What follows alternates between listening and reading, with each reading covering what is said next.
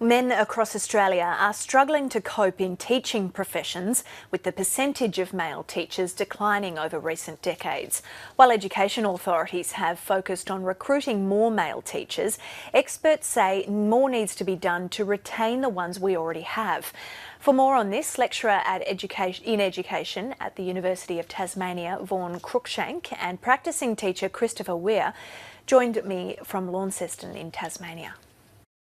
In Australia, there's currently about 18% of primary teachers are male, and that's sort of fallen from above 30% in the 1980s. So there certainly has been a bit of a drop in recent decades. And why do you think that is? There's certainly a variety of reasons, and they're probably unique to different men, but my research really looked at the fact that men are reluctant to join the profession and sometimes aren't retained in the profession because of the different challenges they face. Could you outline some of those specific challenges generally? Yeah, absolutely. So I sort of looked to literature for a lot of these challenges and then surveyed my participants on those sort of literature-driven challenges, and the three big ones that came out were fear and uncertainty surrounding physical contact, increased workload due to having to do masculine roles in their school, so things like behaviour management, manual labour, sports coaching are often sort of given to men to do, and the last one was social isolation. Christopher, you're in practice a teacher. Has this been your experience? It certainly has for much of it, yes. Give us some examples on that first point of fearing physical contact. How does that play out? Well, it's always something that's in the back of your mind.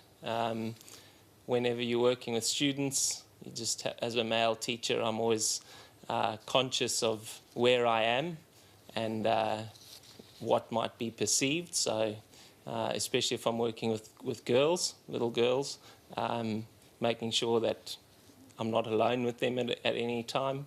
I can't speak from a female perspective, but I would imagine that it's a little bit different from that perspective, yeah. And of course, few people would debate that there needs to be, of course, guidelines in place to protect children, but there also needs to be a balance that in everyday activities in the schoolyard, practically speaking, sometimes that may involve appropriate levels of physical contact.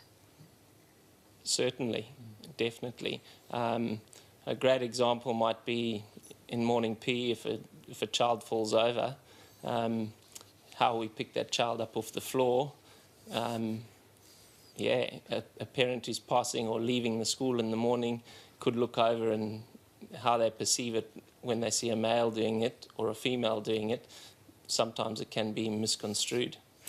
And in the case of the reason number 2 with the masculine roles, have you experienced that you've been kept quite busy being placed in those typically masculine roles? Yes.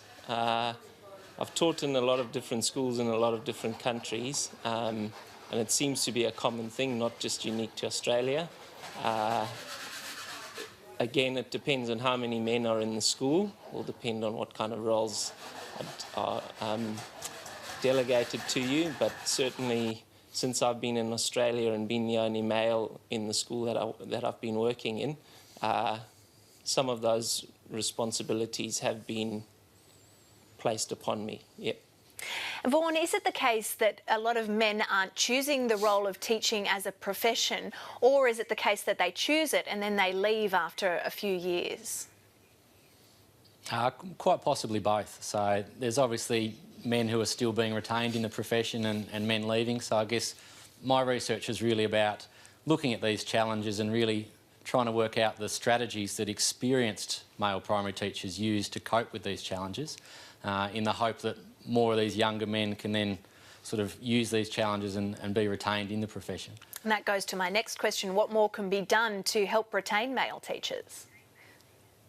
Yeah, that's a much bigger question than my thesis is probably going to sort of solve. But certainly some of the sort of themes that ran through my findings, and certainly there's sort of specific strategies that men can use at the coalface in the classroom, but other things that really were a big part of it was sort of those societal perceptions of men in professions like primary teaching, and then schools often perpetuating those societal perceptions by sort of giving men, the roles such as behaviour management and sport that kind of tie into that. And probably the last big theme that really came in was the school principals and the female teaching colleagues.